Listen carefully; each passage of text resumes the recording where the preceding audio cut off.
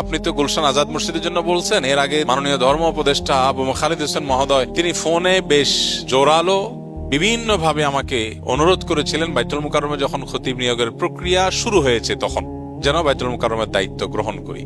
আমি বিনয়ের সাথে ওনাকে বলেছি, আমরা যখন প্রথম এখানে জুমা পড়ি, রমজানের প্রথম জুমা, সেদিন গুলশান আজাদ মসজিদের কমিটির একজন দায়িত্বশীল এসছেন।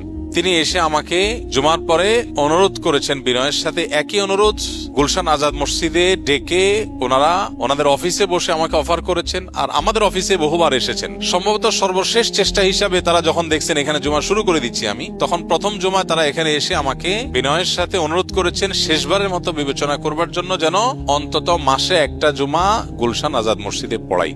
আমি বিনয়ের সাথে বলেছি, এমনিতেই সফরের কারণে নানা কারণে সব জমা থাকতে পারি না, এখানে আমি আমার আসুন্নার ছায়ায় ছাতায় আসা মানুষগুলোকে আমরা আর কিছু দিতে পারি বা না পারি, তাদের দিন যেন তাদের দিয়ে দিতে পারি, এই চেষ্টার অংশ হিসেবে আমি জুমা এখানে পড়াবো। আপনি তো গুলশান আজাদ মসজিদের জন্য বলছেন, এর আগে মাননীয় ধর্ম উপদেষ্টা আবু খালিদ হোসেন মহোদয় তিনি ফোনে বেশ জোরালো বিভিন্ন ভাবে আমাকে অনুরোধ করেছিলেন বাইতুল মুকাররমে যখন খতিব নিয়োগের প্রক্রিয়া শুরু হয়েছে তখন যেন বাইতুল মুকাররমের দায়িত্ব গ্রহণ করি।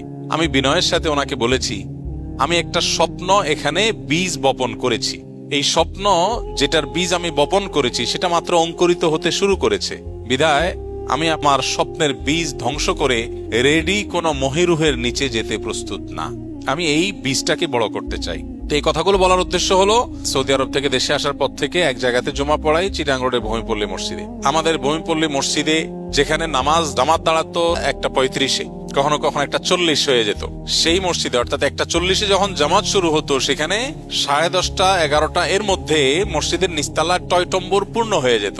সারা দেশের বিভিন্ন জেলা থেকে মানুষ এসে অপেক্ষা করত এবং ওয়াক্ত হওয়ার আগে অনেক সময় নিচে জায়গা পাওয়া কঠিন হতো, হলেও পেছনে এরপর দোতলা জায়গা থাকতো।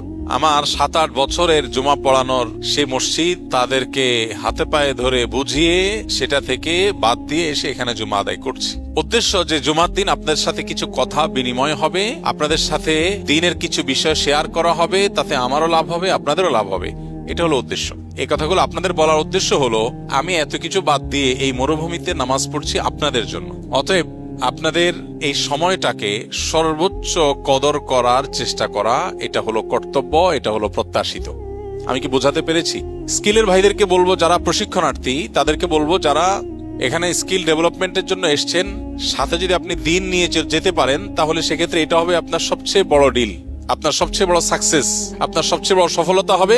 আপনি এসছেন দক্ষতা শিখতে, আপনি সাথে দিন নিয়ে যদি যেতে পারেন তো মনে রাখবেন এটা কত বড় সাকসেস সেটা বোঝা অনেক সময় এই মুহূর্তে আপনার জন্য কঠিন হতে পারে, তবে জীবনের সেই সময় বেশি দূরে নয় যখন আপনি হাড়ে হাড়ে বুঝবেন, অনুভব করবেন যে আপনার জীবনের অনেক বড় একটা অ্যাচিভমেন্ট এখান থেকে হয়ে গেছে শুধু দিনকে পাওয়ার জন্য। মনে রাখবেন স্কিল এটা অর্জন করা এখানকার প্রধান লক্ষ্য, সেটা আপনাকে করতেই হবে। দিন রক্ষার প্রয়োজনেও সেটা আমাদের দরকার, কিন্তু যদি আপনি দিনকে নিজের মধ্যে ধারণ করে ফেলতে পারেন তাহলে আপনার সবচেয়ে বড় গোলটা হয়ে গেল। এজন্য আপনারা দাওয়ার যে ক্লাসগুলো থাকে, দাওয়ার যে প্রোগ্রামগুলো থাকে সেগুলোতে স্বপ্রণোদিত হয়ে আন্তরিকতার সাথে আপনারা অংশগ্রহণ করবেন এবং প্রতিযোগিতামূলকভাবে এগিয়ে যাবেন, চেষ্টা করবেন তো ইনশাআল্লাহ।